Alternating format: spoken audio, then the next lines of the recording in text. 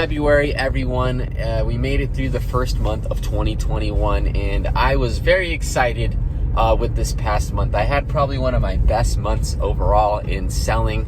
I really started increasing my presence on Mercari, Facebook Marketplace, Poshmark. I've been making some sales, and of course been listing like crazy on eBay.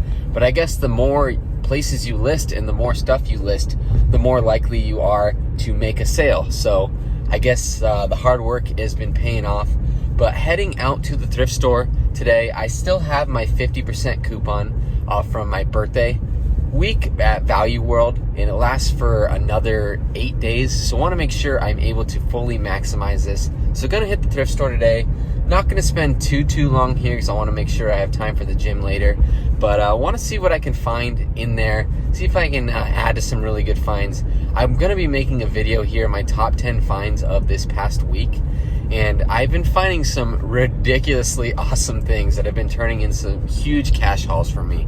I've been adding to my repertoire a few different types of items. I normally stick to clothing and shoes, but I've been realizing there's a lot of money to be made outside the clothing and shoes world. So we're going to be diving into that a little bit more. Hopefully I can find some different items today that might be of value, and it might be intriguing to at least pick up and show in the video. So why don't we hop to it?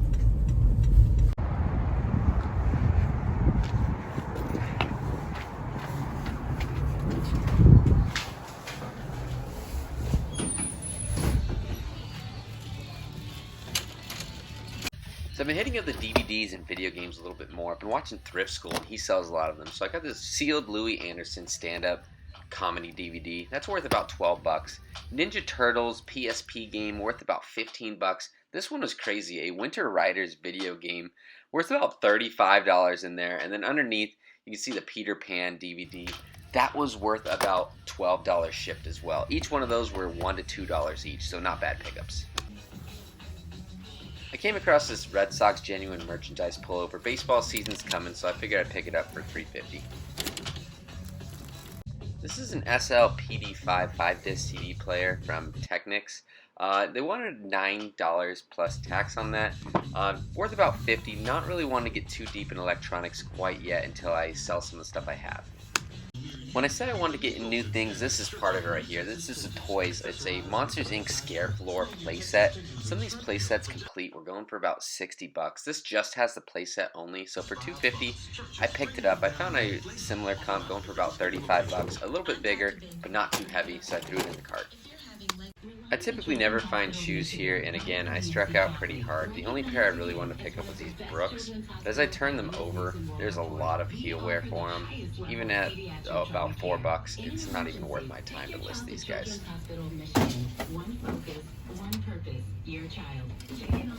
I also pick up these Nikes, and they're just way too dirty. They have some heel damage on the inside, so not worth picking up either. I blame my dad for this one. He started showing me crock pots online and how much they go for. So for about $4.50, I decided to pick this guy up just to dip my toes into crock pots online. Here's a comp for you to look at. Here's a vintage VHS tape rewinder. This one didn't really sell for much, but if you find new ones in box, some of them can go for $50 to $100. But this guy just wasn't worth it at 2 bucks. This was a huge score for me. My wife has been begging me for a Peloton, so I'm actually going to bring her home 2 Pelotons with 2 Peloton water bottles. Hopefully this can compromise for her. Bought this on a whim. It's Disney Finding Nemo bookend right here. Not sure really what the comps were. I couldn't find too many, but for 2 bucks, threw it in the cart. Why not? I found this commercial aluminum cookware pan. It's way too beat of condition for me, and since I'm just getting new into pots and pans, I didn't want to dip my toe into this one quite yet until I'm really familiar how much that stuff is worth. And for you toy hunters, here is my toy section at the thrift store. Let me know if you see anything that's worth some money. I don't really know what's what quite yet, so I just want to give a quick scan of my shelves. Still pretty new to golf, and I know used golf balls don't really sell for much, but when you find some stuff brand new in packaging, figured I'd throw it in my cart. Each one of those was $1.91, half off of that, so just under $1 each. So I found those 4, and then right after that, I found a bunch more golf balls, so $1 each, not a bad buy. Scrolling through the flannels, here's one Crooks and Castles. It might be a bolo. I mean, that flannel right there is worth about $20. So after for $1.10 after discount, not too bad. But the rest of the flannels I was looking through, not really too much. Just wanted to show you what I was working with at my thrift store. Did I miss anything in here as I was scrolling through pretty quick though? Let me know down below in the comments if so.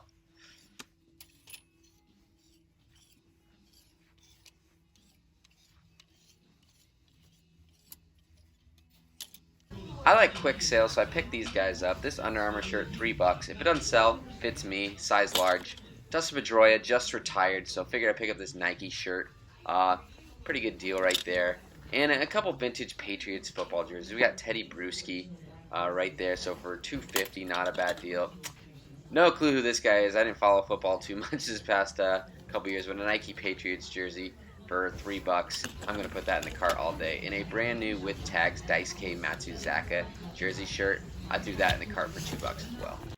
So at the end of the day, we got a decent haul from the thrift store. Nothing too insane, but that's what I want to mainly focus on. And none of my items are heavy home run hitters. Most of these items that we have right here are going to net me about $10 each, which is totally okay with, because if I make $10, $8, $6, $7, $10, $10 each, $15 golf balls, $15 play set, $10 on the Finding Nemo bookend. And I mean, nothing's too crazy, but all those little wins that I'm going to have from here are going to add up really quick. Yes, it would be nice to find those items where we have the $60, $70, $100 profits like the knife sets that I'm finding. But these little items are what I'm able to buy and supplement my sales just because they're really easy purchases. They're low dollar items, $2 to $5. I mean, I think the most I spent on any one of my items tonight is $4, which is absolutely crazy. And they're easy to list. I mean,